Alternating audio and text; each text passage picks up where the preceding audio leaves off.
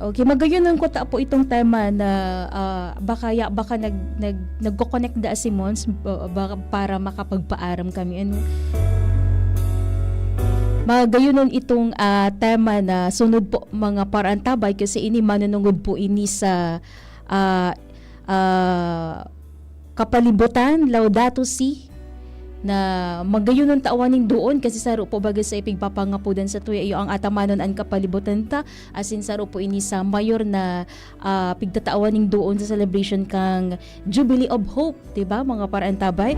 So siguro sa masunod na episode po ini kang programang Lakaw Magheras and ining Santissimos Annus ni Pope John Paul II baka dai na makalaog si Mons Chris. So anyway mga parantabay, sa Giraray dai ta po paglingawan ang selebrasyon kang Pentecost dyan po sa Ligao City Gymnasium. Sa Domingo na po yan, alas 8 ning aga, sagod alas 12 ning pagkaudto.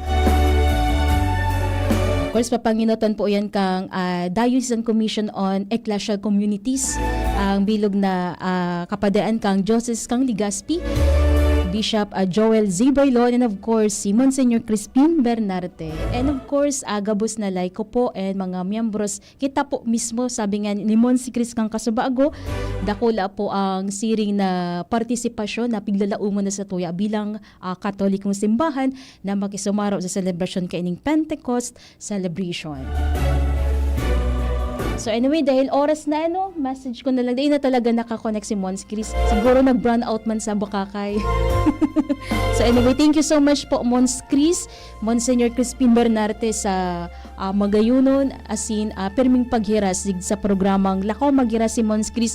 Dahil nagasawa po sa programang ini na talagang gustuhon niya na maiheras ang marhay na impormasyon asin mga tamang giya para sa Satuya Gabos na maukudanta, especially po ang arog po kain ng mga encyclical kang simbahan na dapat ang maaraman.